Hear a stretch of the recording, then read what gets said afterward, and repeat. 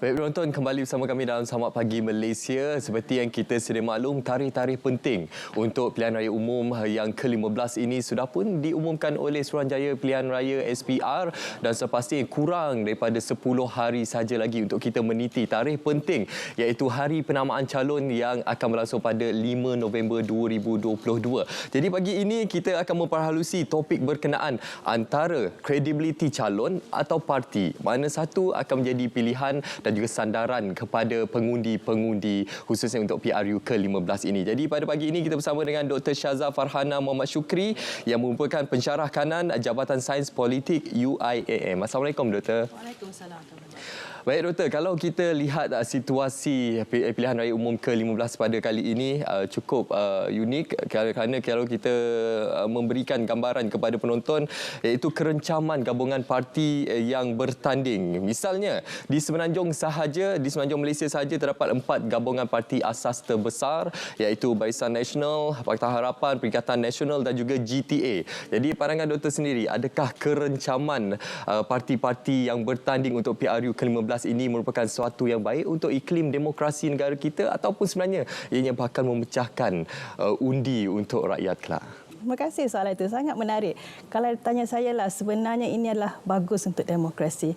Lagi banyak parti, lagi banyak gabungan itu sebenarnya elok untuk demokrasi. Sebab kita tengok pada asas demokrasi itu, apa itu demokrasi? Kan demokrasi itu adalah rakyat yang memilih kerajaan mereka untuk diri mereka. Jadi untuk memilih, bukankah lebih elok kita mempunyai lebih banyak pilihan? Kalau kita belajar ekonomi kan, monopoli tak bagus untuk pengguna dan kita adalah pengguna. Kalau dalam politik sama jugalah, kita adalah pengguna politik. Bila ada banyak parti dan gabungan, parti-parti ini perlu bertanding. Mereka perlu kompetitif antara satu sama lain untuk dapat undian kita. Sokongan kita kan. Jadi dalam situasi ini parti-parti perlu memberi cadangan dasar-dasar yang baik yang rakyat mahu, yang rakyat perlukan. Jadi saya rasa amat baiklah kita ada banyak parti-parti ini. Tapi saya akui juga sebenarnya bila kita ada banyak gabungan dan parti, dia akan memecah belahkan undi kita. Ini sebab sistem undi di Malaysia. Kita call it first past the post. Kan? Bila first past the post ni, satu pemenang saja di satu-satu kawasan. Jadi yang lain tu jadi yang kalah tu dia tak dapat apa-apa. Jadi sayang. Itu yang bila orang kata akan pecah belahkan undi. Sayang yang lain tu. Tapi kalau kita mahukan demokrasi yang matang, saya rasa tak salah. Saya rasa lebih elok pun kita ada banyak pilihan supaya parti-parti ini dipaksa secara tak langsung untuk memberi yang terbaik dan juga mereka perlu belajar untuk berkompromi antara satu sama lain. Itu yang kita nak, yang terbaik untuk Malaysia. Itu yang akan kita saksikan, iaitu kita akan memperlihatkan pertembungan antara gabungan parti-parti asas yang terbesar untuk pilihan raya umum ke-15 ini. Kalau kita bandingkan untuk pilihan raya umum ke-14 sebelum ini, situasinya sangat berbeza, isu yang dimainkan oleh setiap parti yang bertanding juga sangat berbeza. Jadi dalam pemahaman Doktor sendiri, apa antara aspek penting yang bakal menarik perhatian dan juga pengundi di luar sana? Adakah bersandarkan kekuatan parti itu semata-mata ataupun sebenarnya turut bergantung pada kredibiliti calon yang bakal dipertandingkan? Memang betul. Apa yang kita lihat sekarang ni lain dengan 4 tahun yang lepas, lain dengan 2018. Beza dalam naratif, terutama sekali bagi pihak pembangkang. Mereka tak boleh lagi bermain sentimen kita mahu jatuhkan kerajaan sebab mereka juga pernah jadi kerajaan. Jadi itu yang saya nak ingatkan. Empat gabungan, kalau kita kata yang di Semenanjung ni lah, semua kita dah pernah rasa dah. Barisan Nasional 61 tahun, Pakatan Harapan 22 bulan, Perikatan Nasional sejak Mac 2020, GTA Tun Mahathir kita dah pernah mempunyai dia sebagai Perdana Menteri untuk kita. Kita dah rasai macam mana hidup di bawah keempat-empat leadership ni kan. Jadi tak boleh main sentimen itu lagi. Jadi apa yang kita mahu lihat sekarang adalah yang saudara sebutkan tadi, calon, kita tengok pada manifesto, kita tengok kepada keupayaan parti itu untuk menarik undi untuk keluar mengundi. Itu yang sangat penting sekarang ni, tahun ini. Menarik mereka. Macam mana parti-parti ini berjaya menarik mereka untuk keluar mengundi. Jadi untuk menjawab soalan itu, saya rasa parti ni sebenarnya masih penting lah sebab di Malaysia ni kekuatan parti itu sangat kuat. Tetapi saya rasa dengan pengundi-pengundi baru ni, mereka lebih utamakan dua benda, calon dan manifesto. memang banyaklah pendidikan yang tunjuk sejak PRN Melaka, Johor, pengundi tengok pada calon. Mereka nakkan calon yang berwibawa. Kalau boleh malah mereka nak calon yang berwibawa daripada parti yang mereka sokong. Tapi lebih daripada itu, saya rasa calon itu sangat penting, yang berkredibiliti yang seperti disebutkan tadi. Dan manifesto itu penting. Apa yang mereka janjikan pada kita dan janji yang boleh ditunaikan. Kan? Apa yang mereka boleh beri pada kita, apa plan mereka. Saya rasa ini yang akan pengundi lihat dalam masa 2-3 minggu ini. Bercakap berkenaan kredibiliti calon yang bertanding untuk mewakili suatu parti tersebut. Apa sebenarnya ciri-ciri wakil rakyat yang diperlukan oleh setiap masyarakat bagi kawasan tersebut untuk ketika ini, Doktor? Okey, sebenarnya soalan tu jawapannya lah sedikit subjektif. Walaupun dia sebenarnya kredibiliti ni adalah ada kayu ukur objektif dia, tapi lain pengundi, lain yang diutamakan. Sebab kata orang London is in the eyes of the beholder, kan? Setengah orang dia tengok pada itulah pendidikan latar belakang. Setengah orang dia tengok pada personality, kepribadian. Jadi bila kita kata kredibiliti ni dia lain-lain. Tapi kalau tanya saya utamakan 3 kredibiliti lah, 3 ciri wakil yang kita mahu. Yang pertama, pendidikan. Bila saya kata berpendidikan ni, saya taklah kata semua calon tu kena ada ijazah Oxford, Cambridge, Harvard, bukan. Tapi mempunyai sekurang-kurangnya pendidikan tinggi yang diiktiraf. Pentingnya pendidikan ni sebab dia menunjukkan yang calon ini dan insya-Allah wakil rakyat tersebut akan berfikir panjang bila mereka akan membuat dasar-dasar dalam masa hadapan, kan. Jadi pendidikan tu saya rasa penting. Dan semalam PKR telah umumkan calon-calon mereka banyak daripada profesional, doktor-doktor. Namun saya akui ada juga yang kata bila kita ada wakil rakyat yang berpendidikan ni, kadang-kadang mereka boleh angkuh sedikit. Sebab mereka rasa mereka lebih mengetahui, lebih pandai. Jadi kalau saya akan campur pendidikan itu dengan ciri kedua bagi saya yang penting, iaitu pengalaman. Jadi kita nak wakil rakyat ni, kita tengok dia ada pengalaman. Jadi macam mana kita tengok pengalaman dia? Tengoklah macam mana dia sebelum ni, macam mana dia bekerja. Kalau dia dalam kerajaan, apa dasar-dasar yang dia buat. Kalau dia dalam pembangkang, macam mana dia di parlimen, kehadiran dia di parlimen, macam mana dia berdebat di parlimen. Kalau kita ada calon baru, banyak calon baru kan tahun ni. Jadi tak pernah dalam politik, tak apa. Kita tengok macam mana mereka di organisasi mereka sebelum ni. Kalau mereka dari korporat, macam mana mereka di korporat. Dari NGO, kita tengok macam mana mereka di situ.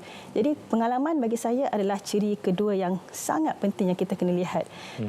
Saya ada ciri ketiga yang saya nak tambah, iaitu untuk kita, kalau boleh, jangan pilih wakil rakyat yang bermain sentimen. Saya rasa ini penting sebab bila saya sebut sentimen, saya maksudkan benda-benda yang on the surface, kan, benda-benda yang cetek. Bahaya sebab bila mereka bermain sentimen, ini akan memecah belahkan Malaysia, dan bukan ini yang kita mahu. At this juncture, apa yang Malaysia mahu adalah wakil rakyat yang boleh menyatupadukan Malaysia. Jadi saya rasa ini 3 ciri yang bagi saya paling penting lah. Adalah ciri lain, orang kata kesihatan, umur, tapi ini yang saya rasa paling penting. Itu sangat pentinglah untuk kita ketengahkan sebagai seorang wakil rakyat yang benar-benar berjiwa rakyat, yang sentiasa turun padang menyantuni rakyat dan memahami setiap isu yang berlaku dalam komuniti tersebut. Jadi bagaimana Doktor melihat peranan parti sangat penting dalam hal ini untuk kita, untuk setiap parti tersebut menyaring setiap calon yang bakal diketengahkan untuk memperlihatkan kredibiliti setiap calon tersebut. Jadi bagaimana kita boleh berikan contoh baru-baru ini, semua parti politik mengenakan syarat ketat pemilihan calon bertanding PRU 15, termasuk isu poligami di Siam dan juga memasukkan kelulusan akademik. Jadi bagaimana peranan parti dalam ini untuk kita memastikan calon yang bakal ditandingkan ini adalah calon yang tidak akan mendatangkan isu di kemudian hari kelak? Betul-betul. Macam yang kita bincangkan tadi kan, parti di Malaysia ni memang memainkan peranan yang sangat besar, sangat penting. Parti itu sangat, orang kata, established dekat Malaysia. Jadi peranan mereka sungguh besar. Sebelum kita rakyat-rakyat, kita akan saring juga kan. Kita ada banyak calon nanti, kita akan pilih yang terbaik untuk kita. Jadi kita akan buat kita punya personal saringan kan. Parti-parti sepatutnya sudah membuat semua ini. Mereka sudah tengok latar belakang yang saya sebutkan, pendidikan apa semua. Termasuklah tadi hal-hal peribadi kan, saya kata tadi, setiap orang ada lain dia punya punya prioriti. Kan? Ada parti yang dia mengutamakan hal-hal peribadi seperti ini, latar belakang. Ada yang kata ini tak berapa penting. Tapi parti akan membuat saringan berdasarkan apa yang penting bagi parti itu tersebut untuk menang. Kan? Jadi parti akan membuat semua kerja-kerja ini. Bagi saya, parti juga perlu mengutamakan dan menyaring supaya wakil rakyat ini bukan sekadar bermain dengan legasi juga. Legasi ini maksudnya mereka datang daripada keluarga ataupun latar belakang politik. Ini membantu, saya tak nafikan. Tapi parti sepatut memberi lebih perhatian seperti kredibiliti yang kita sebutkan tadi. Ciri-ciri lain yang akan turun ke padang, yang akan berjumpa dengan rakyat. Lagi satu, populariti. Kadang-kadang juga macam saya kata parti ni dia nak menang, jadi dia akan pilih calon yang popular. Calon yang popular ni dia ada pros and cons lah kan. Kalau dia popular tapi dia tak boleh buat kerja, tak jadi juga. Jadi dia jadi a bit difficult. Nak menang ke ataupun nak terbaik untuk Malaysia. Of course kalau tanya saya nak yang kedua lah. Kita nak wakil rakyat yang terbaik untuk Malaysia. So harap parti-parti memainkan peranan untuk menyaring macam itulah. Doktor tadi menyebut berkenaan calon yang popular. Ialah sekarang ini merupakan zaman internet dan semuanya bersandarkan kepada media sosial. Jadi pandangan doktor, adakah calon pilihan raya yang popular dan juga aktif di media sosial ini bakal berjaya menambat hati masyarakat, khususnya pengundi dalam kalangan golongan muda ini, dan bagaimana ianya akan mengubah lanskap politik kita, khususnya dari segi platform media sosial yang akan dimanfaatkan sehabis baik oleh calon-calon yang bertanding ini? Jawapannya kalau tanya saya, ya dan tidak. Media sosial ni memang akan membantu. Seperti yang saudara sebutkan, untuk menarik pengundi-pengundi muda sebab mereka memang bermain di media sosial kan. Jadi dia membantu untuk menarik perhatian pengundi muda ni yang mungkin tidak mengambil tidak memberi perhatian sangat dalam isu-isu semasa, isu-isu politik. Jadi bila dia buka media sosial, dia buka TikTok, dia Facebook, dia siapa yang muncul dekat dia punya timeline tu, dia rasa macam mesti orang ini bagus. Kan? Kalau tak, kenapa algoritma menunjukkan seseorang ini? Jadi, ia mungkin membantu untuk menarik pengundi muda bagi saya yang tidak berapa ambil peduli tentang isu semasa. Tapi kenapa saya kata tidak? Sebab Malaysia sekarang sudah matang. Pengundi kita sudah matang. Macam saya sebut tadi, saya rasa sentimen-sentimen ini dah tak berapa berjaya. Mungkin akan dapat menarik sesetengah pengundi, tapi saya rasa secara keseluruhan pengundi Malaysia sudah matang. Mereka nak tengok calon yang betul-betul boleh buat kerja. Maksud saya di sini, mereka mungkin popular di media sosial, di alam maya. Bagaimana di luar sana? Bagaimana di lapangan? Adakah mereka boleh menyantuni rakyat-rakyat, boleh buat kerja? Ini yang pengundi mahu lihat sekarang. Jadi itu yang no dekat situ tu. Tapi at the end of the day, saya rasa media sosial ni sebenarnya membantu juga sebab kita ada banyak calon baru sekarang dengan masa yang singkat daripada penamaan dengan hari mengundi. Calon-calon baru ini mungkin tak sempat nak betul-betul berjumpa dengan rakyat mereka, pengundi mereka. Jadi media sosial ini membantu mereka. Dan jangan lupa di Filipina tahun bila Filipina presidennya Bongbong Marcos menang, antara sebabnya adalah beliau popular di media sosial. Jadi saya rasa boleh juga berlaku di Malaysia. Media sosial menjadi penyebab kemenangan satu-satu parti. So pasti banyak perincian kita perolehi daripada pandangan dari doktor sendiri. Jadi doktor, sebagai kesimpulan untuk topik kita pada pagi ini, iaitu antara kredibiliti calon atau parti, mungkin ada sedikit kata-kata yang ingin doktor sampaikan kepada seluruh masyarakat, khususnya kepada 21.1 juta pengundi yang bakal turun pada tarikh penting kelak, tarikh keramat 19 November 2022. Apa yang perlu dinilai oleh semua pengundi, khususnya untuk kita memastikan kestabilan dan kesejahteraan Malaysia jangka masa 5 tahun yang akan datang?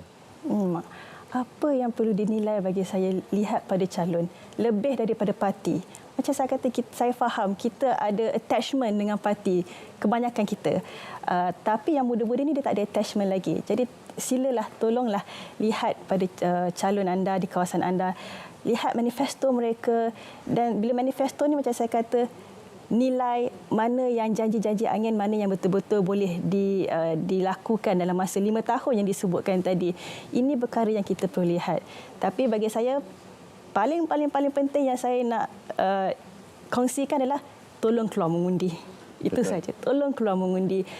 undilah macam mana pun, tapi ini adalah untuk negara kita. Ini adalah peluang untuk rakyat bersuara. Jadi keluarlah mengundi.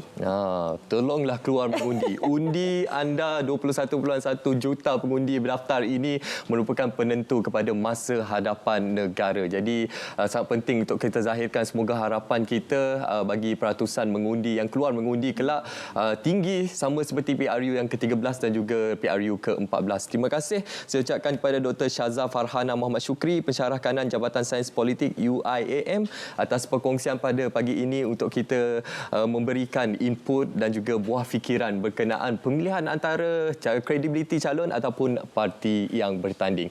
Baik penonton,